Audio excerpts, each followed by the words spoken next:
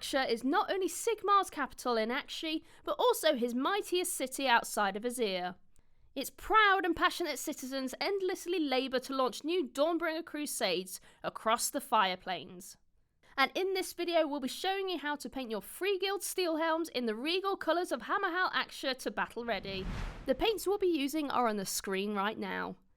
We'll be painting this Sergeant at Arms model with speed and efficiency, so you can paint up your whole unit in no time at all. And you'll also be able to use this guide for all your Free Guild troops. If you're new to painting or want to brush up on your skills, you can check out the Citadel Colour Painting Essentials videos to learn all about paints and painting techniques. Before we start painting, we need to undercoat our model, and for this colour scheme we have used Chaos Black, as it gives us a nice dark solid colour to work on for our darker colours. We'll start by applying Leadbelcher to all the plate armour, weapons, shield grip, buckles and any chainmail found on the model. With just a few thin layers built up, we get a solid metal colour worthy of Sigmar himself. We'll try and be neat if we can though, as painting the rest of our model will look cleaner and smoother, especially when it comes to our lighter colours later on. You may notice summoner metal studs on the boot gaiters and shield front. These are best painted once all our base coats are applied and tidied up, so we can do that step later on.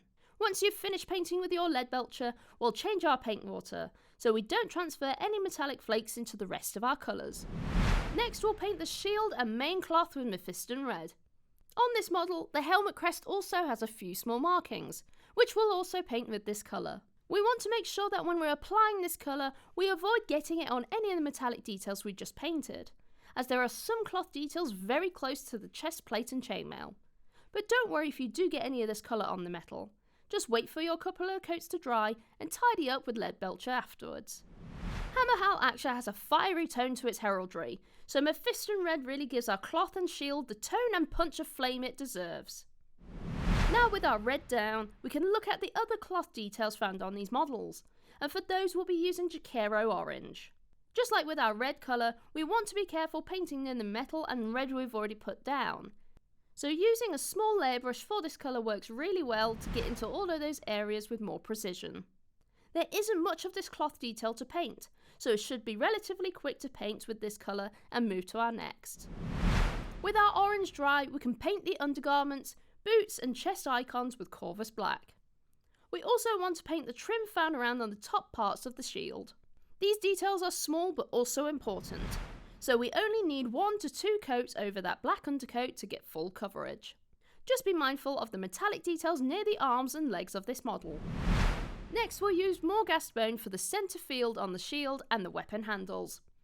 You can also use this colour for the other details on the helmet crest and any parchment on your models.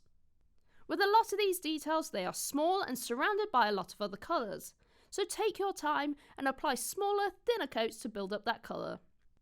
You can always tidy up after if you make any mistakes or smudges. Alternatively, if you'd rather prefer a darker weapon haft or handles, you can use our next colour instead.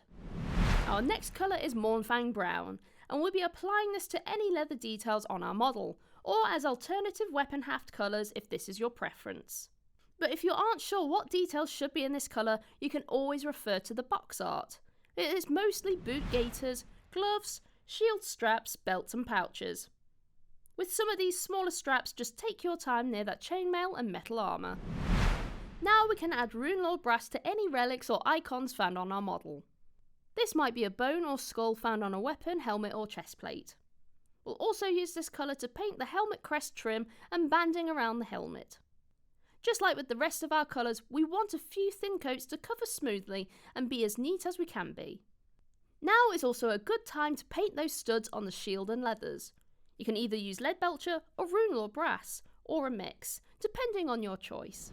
Now you can change your paint water again as it's full of shiny metallic flakes. For our last base coat, we'll be painting the darker skin with Catachan Flesh. As this is a small detail of just the face, we'll use a small layer brush and a few thin coats to get the colour smooth and solid.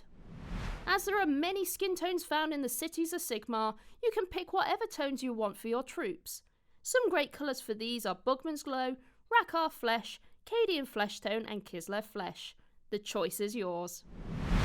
With all our base coats down, we can start shading over the colours. To start, we'll use Nuln Oil over the Leadbelcher, Mephiston Red and Corvus Black details. As we want to cover these details and no others, we'll use a medium layer brush, as it will hold enough shade but is small enough that we don't accidentally apply it to the other details.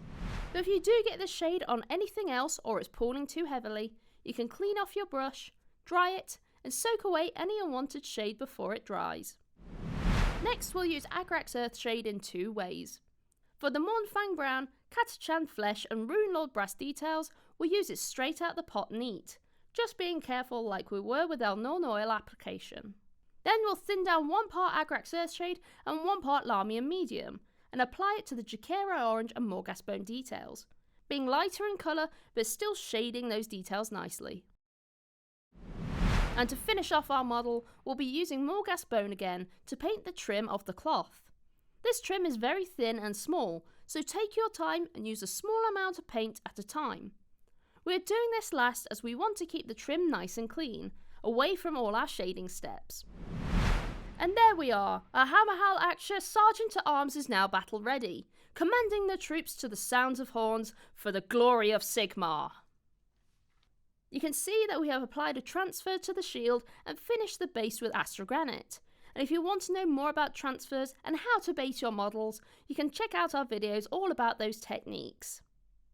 For more tutorials, tips and tricks, check out citadelcolour.com or head to your local Warhammer store where our amazing staff will be happy to help.